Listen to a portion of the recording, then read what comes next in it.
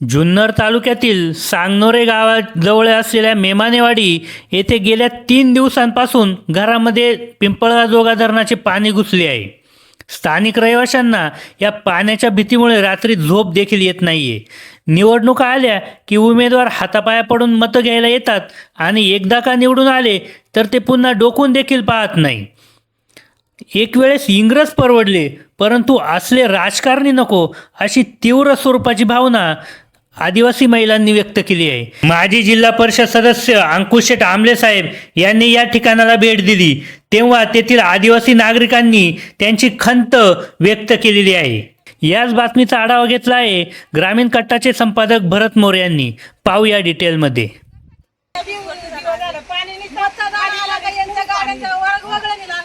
आदिवासींचा कोणी विचार करता का? थोडाफार विचार करा ना. काय एक दिवसाला घरात पडतात मतदानासाठी. आम्ही कोण बातमी द्यायच्या कवर आमच्या गळ्याला पाणी लागलं का आम्ही उठवून करा आमदाराला फोन. आता तालुक्याचे आमदार आलते की नाही नवीन आता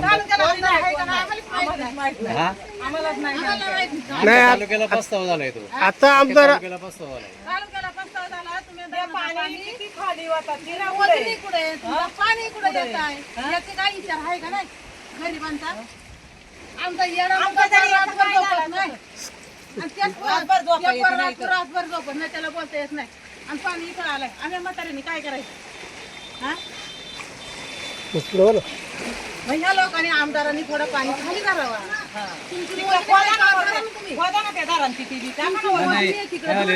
बरेच तालुक्यात लोक काय म्हणतात आमदारांचं आपल्या तालुक्यात लक्ष नाही. आपण निवडून दिले, आपणच निवडून देऊन संध्याकाळचं काही चूकाट्याचं भीती आहे का नाही? आम्हाला झोप नाही, झोप रात्रभर याचा उठून बघायचा परत झोपायचा असं कुठं असतंय का?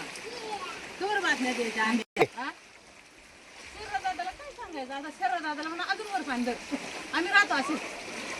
तुम्ही जर पेमेंट केला असता आमच्या धरणाचा जुन्या रस्त्यापासून पेमेंट वर नाही. आम्ही काय करणार सांगा? आम्ही घर सोडून आमचं जाणार कसं जाणार? सांगा ना कसं जाणार?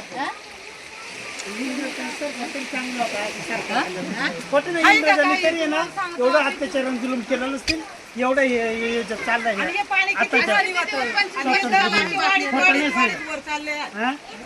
22 वर्ष 20-22 वर्ष झाली त्या गोष्टीला. किती वेळा हे केलाय तरी लोक ऐकत नाही. इंग्रज तरी बरं होतं, त्यांचं तरी सत्ता चांगली असते. एवढी बेकारी अवस्था आहे आज. लोकांना लोकशाही आहे काही. लोकांनी लोकांसाठी निवडलेलं राज्य असं लोकांना अत्याचार करायचं. लोकांना अत्याचार होत होते.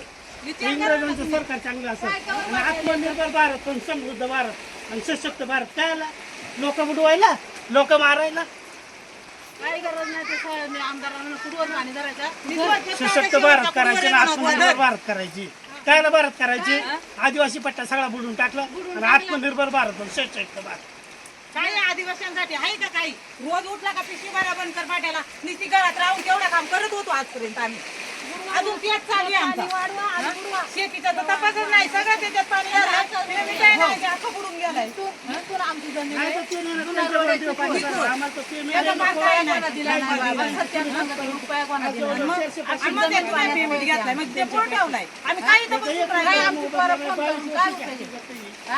लावलेले आजही भात लावलेली. मग आमचा विचारच कोणी करत नाही. फक्त मतदान आलं का मग आमदार भरपूर लोक येतात. आमदार घरात थप्या लावा कागद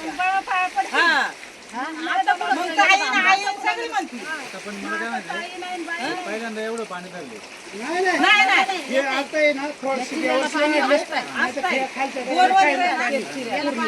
तरी अंदाज किती टक्के सोडून देते. आता आम्ही 100 वाऱ्या फोन करतो तरी पाणी जिथं नाही खरं आलंच नाही. अंदाज म्हणा आला आम्हाला पेमेंट आहे ना काहीच नका. तुमचा धरण खाली आम्हाला जेवढं पेमेंट झालं नाही ना तेवढं पाणी तुमचं आलं नाही. तिकडं धरणा किती उकरा ती माती सगळी वर फेका वाटलं आमच्याकडे काही फरक पडत नाही. पण आम्ही अजिबात नाही. आम्ही जरा मोडणारच नाही आणि तुमचं हलणारच नाही. पण किती बातमीदार येऊ बुडवा तुम्ही खरं बुडवा नाही तर माणसं बुडवा.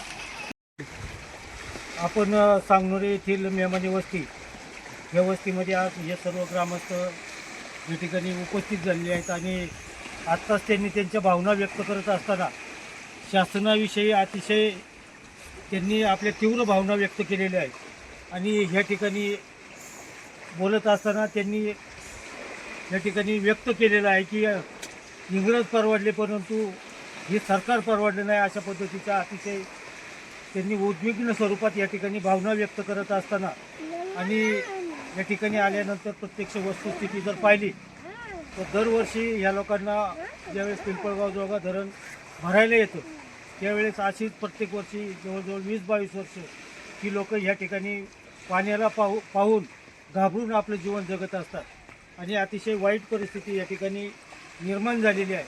250 एकर क्षेत्राचं त्यांना भरपाई न मिळतं त्या ठिकाणी पाणी पकडलेलं आहे आणि मला वाटतं पाणी धरण्याला त्यांचा कोणताही विरोध नाही, परंतु त्यांना कोणताही मोबदला न मिळता या ठिकाणी शासनाने मला वाटतं ह्या वर्षी पहिल्यांदाच 96% पाणी पकडलेलं आहे आणि अतिशय वाईट परिस्थिती या ठिकाणी निर्माण झालेली असताना या ठिकाणी महिला भगिनी त्यांनीही अतिशय त्यांच्या भावना व्यक्त करत असताना त्यांनाही आणि आम्हालासुद्धा या ठिकाणी त्यांची परिस्थिती पाहिल्यानंतर अतिशय वाईट वाटत आहे. या निमित्तानं मी आपल्या तालुक्याचे आमदार त्याचप्रमाणे माजी आमदार यांना विनंती करतो की आपण कोणत्याही परिस्थितीत ह्या लोकांचा जो मूळ प्रश्न आहे तो सोडवण्यासाठी लवकरात लवकर प्रयत्न करावेत.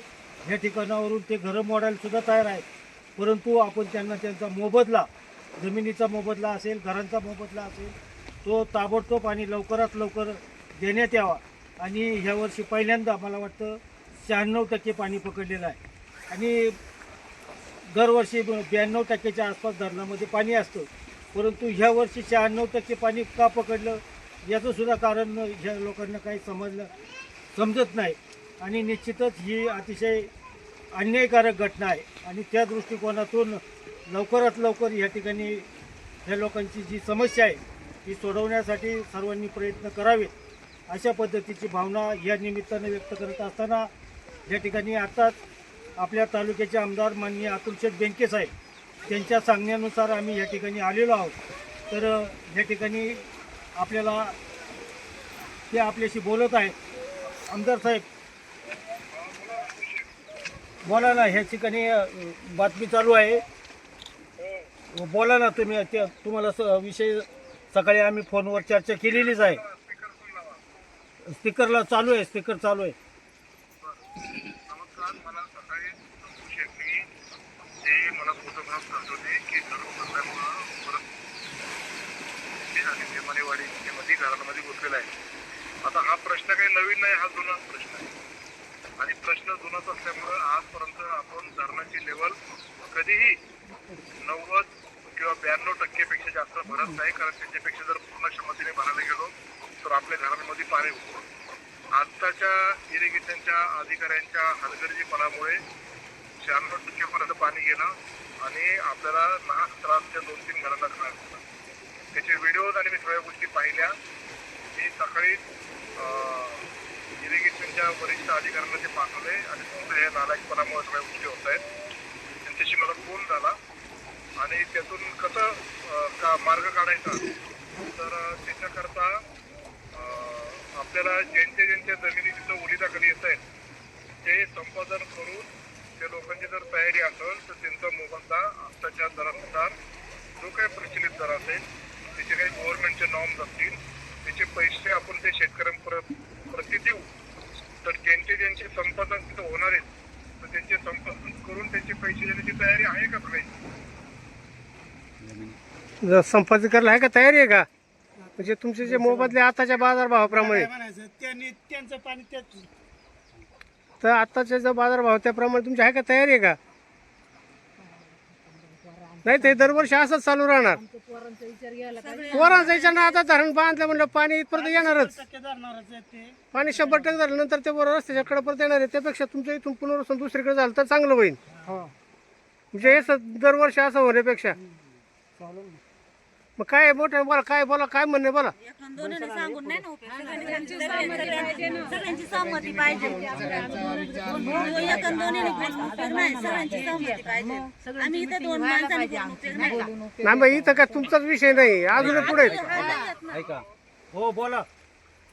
अंकुश शेठ ज्यांचं क्षेत्र आपलं बाधित होत आहे हो क्षमतेने धरून भरल्यानंतर हो त्या शेतकऱ्यांची इरिगेशनच्या अधिकाऱ्यांबरोबर आपण स्वतंत्र बैठक घेऊ आणि त्या स्वतंत्र बैठकीनंतर सगळ्यांची संमती असेल तर फास्ट ट्रॅकवर ते क्षेत्र संपादन करून त्यांचे पैसे देण्याची व्यवस्था लवकरात लवकर त्यांची प्रक्रिया आपण चालू करून टाकू.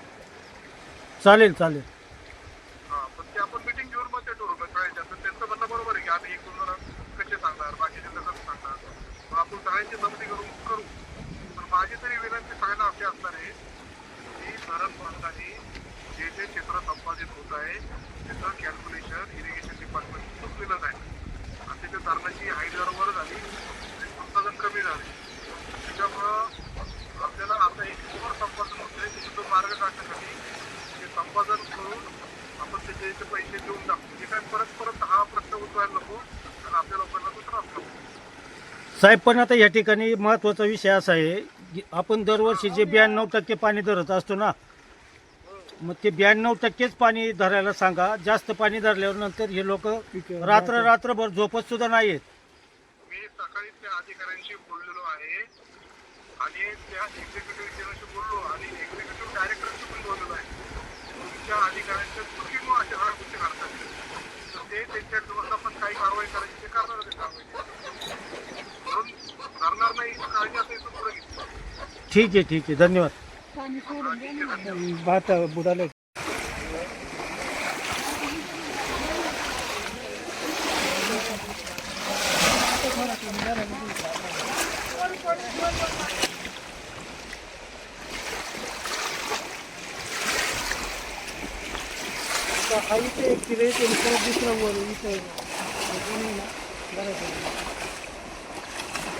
आता आपल्याला कोणत्या जागेचे पैसे कोणते स्मशानभूमी आहे ना, तिथून वर पूर्ण जमीन जाऊ दे.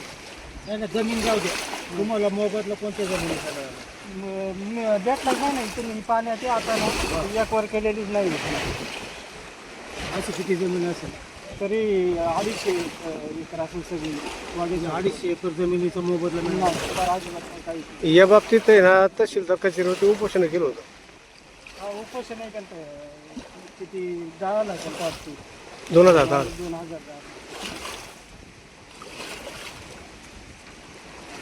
त्याचं काहीच भेटलेलं नाही इथून वरती. घरा बिरा सगळी